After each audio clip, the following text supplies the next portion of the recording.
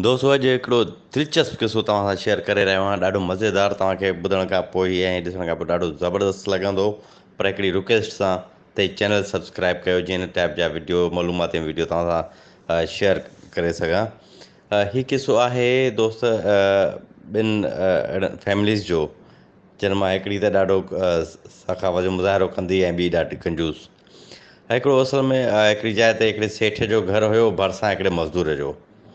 सेठ जे घर में रोज़ानो दाल पचंदी ऐं कॾहिं सब्ज़ी मुर्गी या का मतिलबु त सुठो कुकड़ गोश्त या सुठो खाधो पीतो न पचंदो। ऐं मज़दूर जे घर में वरी अक्सर सुठा खाधा पिया पचंदा। पोइ हिकिड़ो दफ़ो हुनजी घरवारीअ, सेठ जी घरवारी हुनखे चयो त असांजो सुठो कारोबार आहे, तमामु सुठी इनकम आहे, पर उन बावजूदि असांजे घर में त दाल ख़तम ई नथी थिए पई। ऐं हू साम्हूं वारो जेको घरु आहे उहो मज़दूर जो घरु आहे। उन में त उहो ॾिहाड़ी कमाईंदो आहे, पर तॾहिं बि हुनजे घर में ॾाढो सुठा ताम पचंदा आहिनि, कुकड़ जो गोश्त हूंदो आहे ऐं ॿियूं सुठियूं शयूं हूंदियूं आहिनि। त इहो असांजे घर में ईअं छो नथो थिए? उन ते उन जवाबु ॾिनो, सेठे चयो पंहिंजी घरवारीअ खे त हुननि खे 99 वारी कार नाहे लॻी।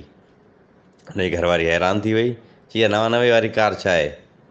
त हुन पंहिंजी घरवारीअ खे 99 रुपया ॾिना। चई त हाणे हिन मज़दूर जे घर में कंहिं बहाने सां वञी ईअं रखी अचो त हुनखे ख़बर न पए पैसा कंहिं ॾिना आहिनि। ख़ैर उहा माई उहे पैसा हथ में कया ऐं जीअं पाड़े में थींदो आहे त मायूं हिक ॿिए सां मिलंदियूं आहिनि, कचहरी कंदियूं आहिनि। उन दौरान माईअ छा कयो त हुन मज़दूर जे घर में 99 रुपया फिटी करे आई।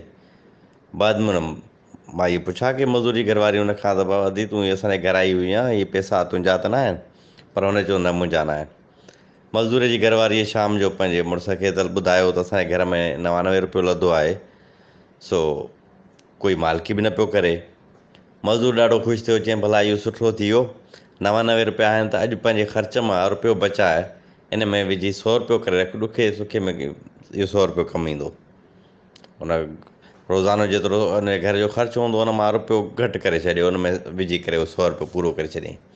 ॿिए ॾींहुं हिननि खे ख़्यालु आयो त हीउ 100 रुपयो त कुदरत वारे ॾिनो आहे, हाणे भला हिन में कुझु पैसा ॿिया बि विझी थोरो थोरो बचाईंदा वञूं त कंहिं ॾुखी सुखीअ में इहे पैसा कमु अचनि। पोइ छा कयूं त पहिरें ॾींहुं 5 रुपया बचाइणु शुरू कयूं ऐं आहिस्ते आहिस्ते हुनजे रूटीन वारे ख़र्च मां 5 रुपया घटि थी विया। ऐं उहे जॾहिं 200 थिया त पोइ हुननि चयो 200 रुपया थी विया, थोरो हिन में अञा वाधि कजे। ऐं पोइ 10 रुपया बचाइणु शुरू कयूं। ईअं अॻिते हली करे हुननि वटि पैसा त वधंदा विया ऐं जीअं पैसा वधंदा विया ख़र्चु हुननि जो घटंदो वियो ऐं नतीजे में वञी करे महीने खां पोइ इहा सूरत हाल बीठी त हुनजे घर में बि दाल शुरू थी वई। कुझु महीननि खां पोइ हुन सेठ पंहिंजी घरवारी खे चयो त हाणे मज़दूर जे घर वञी करे हाल वाल ॾिसी अचिजांइ, मूंखे ॿुधाइजांइ।